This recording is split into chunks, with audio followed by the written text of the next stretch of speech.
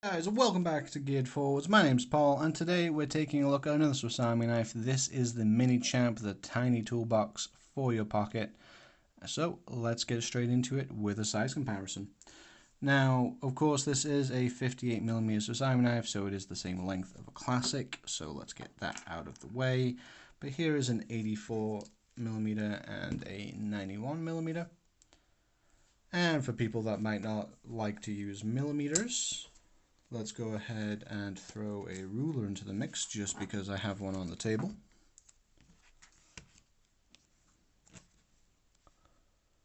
There you go. And let's get cracking with the tool breakdown. So first of all, let's get over this. This is a very, very thick boy, especially in comparison to the Slender Classic. And that's because it is packing some serious tools in here. First of all, let's tackle the scales. Now we only have room for one removable scale tool that you might be familiar with. The other side is for the sliding pen that we have seen previously in the Midnight Manager video on the channel.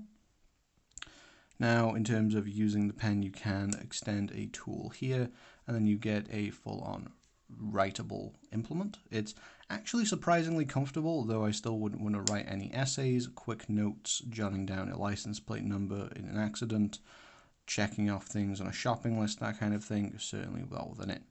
Now, it only has one slot. It does come in the box with both a toothpick and tweezers, and then you can just choose which one that you want to use. Now, my personal choice is I have swapped out the tweezers here for Leatherman tweezers, which are slightly harder to get out because they have a folded end instead of the fat plastic. However, I've put these in here as they do have a slanted tip, which I personally prefer a little more. The tweezers that it actually comes with is the normal Victorinox. Got the fat plastic top to make it easier to remove, but then you have flat tips at the end. They work just fine, but I just prefer using the slanted tips a little more. And to be honest, I kind of like the metallic accent going on at the bottom. That is a little bit of a factor. Moving on to the internal tools, we will start off with the business side first of all. So we have the scissors. These are at the correct orientation. So I've removed the tiny split ring personally because this normally lives in my mini Urban EDC pouch, which we'll link to right here. The scissors are in the correct orientation so that if you have this on keys or clipped to something, you can still use them nice and easily. The same is also true of the knife. This is the standard small 58mm blade that you'll find. However, there is a different one coming. And we have the 58mm combo tool. So here we have a small Phillips, which actually is magnetized, a bottle opener or cap lifter, depending what you want to call it, and a small wire stripper. This is also the most comfortable tool in my experience to use the pen with, as it's quite thick and the curve does actually make it just a little bit more comfortable to write with, although you might prefer to extend a tool on the other side a bit more, depending what your personal preference is. Moving on over to the other side, and this is listed as the cuticle pusher. Now, whether or not you'd want to use this to push your cuticles, I don't know, but the community has affectionately dubbed this the Coke spoon.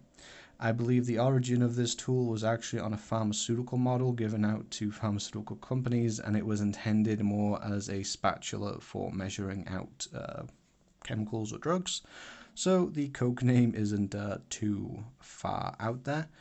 In terms of what you might use this for, this isn't perfectly flat. As a little bit of a spatula, it does have a little bit of a curve to it, which means that this bottom part's rounded out. So you can actually use this to smooth off some stuff. I'd actually use this to smooth over some drying super glue previously, just to make a little bit of a better seal. You can use this as a little bit of a pry bar. It does have some thickness to it, although obviously you're not going to be prying stuff a little hard with this kind of tool to begin with, but that is an option. And of course you can always use it for things like whatever you could use a spatula for. If you really want to use it to stir your tea, I guess you could do that, but you better have a shallow cup. This is a tool that's really on here just because it exists.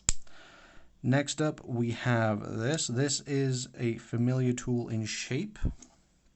me just go ahead and get this one out, as this is the same blank that is used for the fingernail file on the Classic.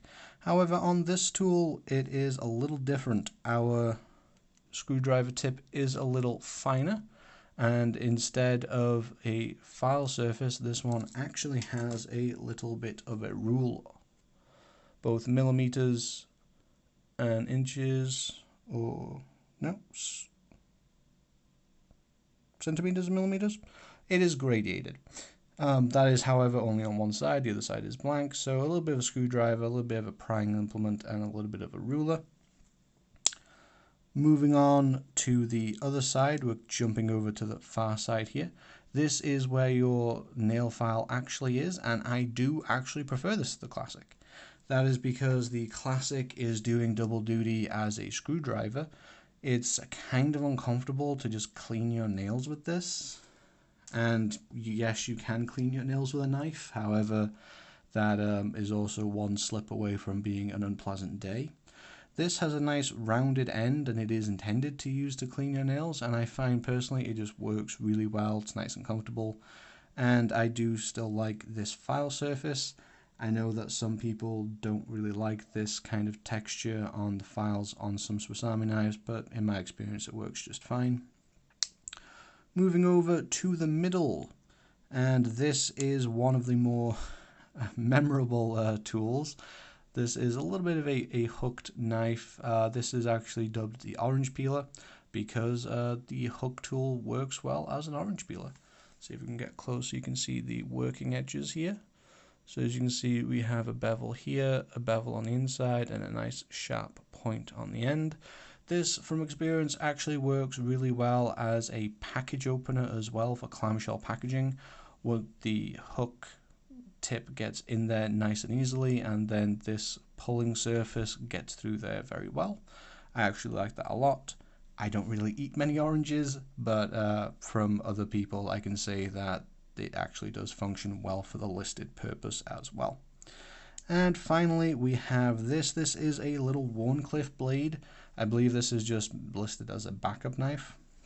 Just to give you an idea of size, this is actually a little bit shorter than the main blade. But obviously we have that straight edge and a little bit more of an aggressive tip compared to the standard blade, which will make it a little bit better for drawing cuts. And it's always nice to have a backup edge. You could use one and keep the other sharp, or you could just use them for different tasks based on what their profiles are better for. And that is our tool roundup. Now this is a fat boy, this is a chunky boy. It is bringing a lot of tools. However, as we've already covered, some of the tools are really just there because they exist and they wanted to make this as tool-tastic as possible.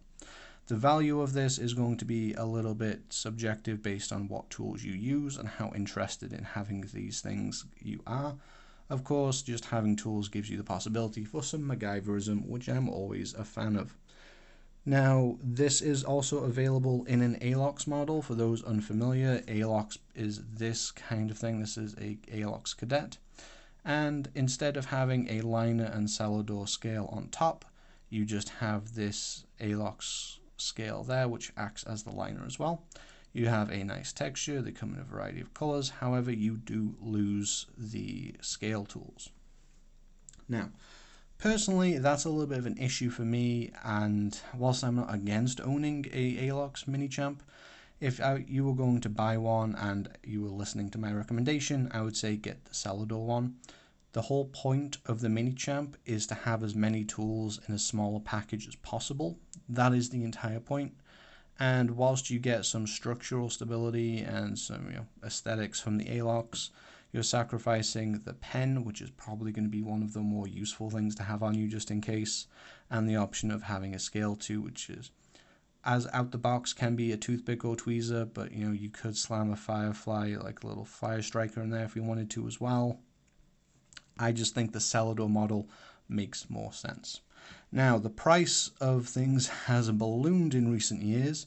When I originally bought my Minichamp, I believe it was on Amazon. I believe it was roughly around £27. Nowadays, that was in 2020.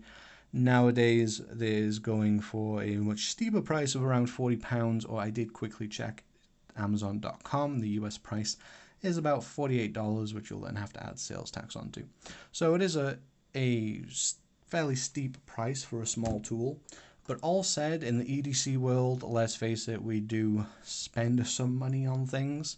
And even at the higher price, the quality of Victorinox products and their warranty means that I can still wholeheartedly recommend this. However, the price is high enough that I would say weigh up the tools and consider if you might want something else in the range that might be a little bit cheaper. For example, are you just wanting some very basic tools in a 58mm format? Would you perhaps be better suited by the cheaper and more prevalent Classic? That is something for you to weigh up yourself. However, the Minichamp itself is a tool that I can solidly recommend even at the higher price. But that's just what I think. Let me know what you think of the Minichamp down in the comments below. If you made it this far, please like the video and hit that subscribe button. It helps the channel grow and helps me keep bringing you guys new content, new tools, and new ideas for your EDC world. And if you'd like to support the channel further, please consider clicking the Patreon link in the description down below. Any little helps, and it all helps me bring you guys new interesting EDC items and helps go towards increasing the production quality of this channel with upping the video and audio quality. But that's been it. I've been Paul, and I hope you have a wonderful day.